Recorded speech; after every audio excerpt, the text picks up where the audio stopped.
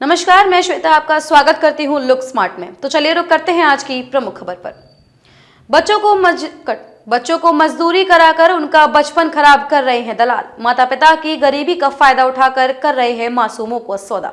बिहार में दलाल बच्चों से उनका बचपन छीन रहे हैं। बच्चों के माता पिता को चंद पैसों का झांसा देकर उनसे मजदूरी करा रहे हैं। ये दलाल विशेष रूप से उन क्षेत्रों में घूम रहे हैं जहां गरीबी चरम पर है। जो प्रशासन की दृष्टि में आ जाते हैं उन्हें तत्काल बचा तो लिया जाता है, पर इसकी गारंटी नहीं है कि वे फिर नहीं ले जाएंगे। साड़ी फैक्ट्री से लेकर अंगूर के खेतों तक के काम के लिए बिहार के बच्चे दलालों के निशाने पर हैं। ये उनके परिवार की गरीबी का लाभ उठाकर उन्हें मजदूर बना रहे हैं, वह भी दूसरे प्रदेशों में ले जाकर, जहां से ना उनका परिवार से संपर्क हो पाता है और ना ही वहां अपनी पीड़ा किसी को बता पाते हैं। गरीबी का फायदा उठा रहे हैं दलाल। अभिभावकों को 4-5 हजार तक की रकम देकर बच्चों को ले जाते हैं, इस वादे के साथ कि प्रतिमाह रुपए भेजे जाएंगे। कुछ रुपए दिए भी जाते हैं, इसके बाद बंद, क्योंकि परिवार इतना गरीब होता है कि कहीं शिकायत कर पाने की स्थिति में भी नहीं होता। ये दलाल विशेष रूप से उन क्षेत्रों में घूम रहे होते हैं जहां गरीबी चरम पर है। जो प्रशासन की दृष्टि में आ जाते हैं उन्हें तत्काल बचा लिया जाता है, पर इसकी गारंटी नहीं है कि वे फिर से नहीं ले जाएंगे। केवल 27 दिनों में ऐसे 41 बच्चे दलालों से छुड़वाए गए हैं, जिन्हें मजदूरी के लिए बाहर ले जाया जा रहा था। ये दानापुर, राजेंद्र नगर, पाटलिपुत्र और पटना जंक्शन से मुक्त कराए गए हैं। बच्चों के सौदागर जगह जगह घूम रहे हैं। अन्य जगहों से भी बच्चों को ले जाया जा रहा है। कुछ पकड़ में आ जाते हैं, कुछ को वे ले जाने में सफल हो जाते हैं।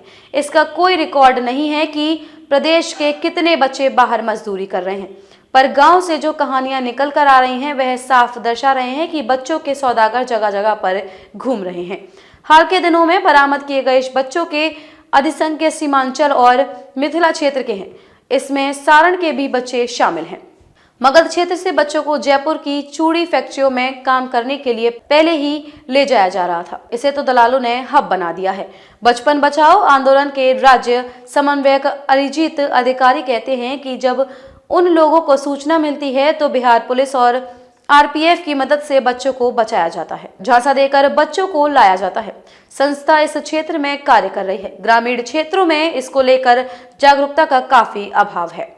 दलाल इन सब का लाभ उठा रहे हैं। 13 दिसंबर को बचपन बचाओ आंदोलन संस्था और दानापुर आरपीएफ की सहायता से एक ट्रेन से 8 बच्चों को उतारा गया, जिन्हें महाराष्ट्र स्थित एक फैक्ट्री में काम के लिए ले जाया जा रहा था। उनके साथ 3 दलाल भी शामिल थे, जिन्हें गिरफ्तार किया गया है। बच्चों की उम्र 12 से 15 वर्ष के बीच की थी। उन्हें 2 से 5 हजार रुपए प्रतिमाह देने का वादा करके ले जाया जा रहा था। दलाल तो कभी कभार पकड़ में आ जाते हैं। समस्या ये भी है कि स्थानीय नेटवर्क बनाने वाले दलाल तो कभी कभार पकड़ में आ जाते हैं, पर इन सबका संचालक पकड़ में नहीं आता है। इसी दिन पाटलिपुत्र जंक्शन से भी 18 बच्चों को मुक्त कराया गया। 6 दलाल पकड़े गए जो बच्चों को सूरत स्थित एक साड़ी फैक्ट्री में ले जा रहे थे। 2 दिसंबर को भी पटना जंक्शन से 5 नाबालिग उनके चंगुल से मुक्त कराए गए थे। ये सभी सहरसा के रहने वाले थे। उन्हें अंगूर के खेतों में काम करने के लिए महाराष्ट्र में ले जाया जा रहा था। 21 नवंबर ट्रेन पर सवार 4 बच्चों को संरक्षण में लिया गया। 21 नवंबर को पटना जंक्शन से ट्रेन पर सवार 4 बच्चों को पुलिस ने संरक्षण में लिया, जो छपरा के रहने वाले थे। इन्हें भी काम के लिए बाहर ले जाया जा रहा था। राज्य के अन्य स्टेशन व सड़क मार्ग से भी बच्चे ले जा रहे थे, जो पकड़ में नहीं आए हैं। राजधानी में स्टेशनों पर विशेष दृष्टि रहती है, सो ये बच्चे बचा लिए जाते हैं, पर इनकी संख्या कहीं अधिक है, जो ये निकेल प्रकारण फैक्ट्रियों में पहुंच ही जाते हैं।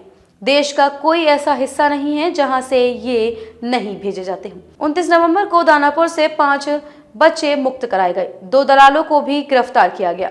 बच्चे मोतिहारी के थे, जिन्हें बेंगलुरु में अंडा और बैग निर्माण करने वाली फैक्ट्री में ले जाया जा रहा था।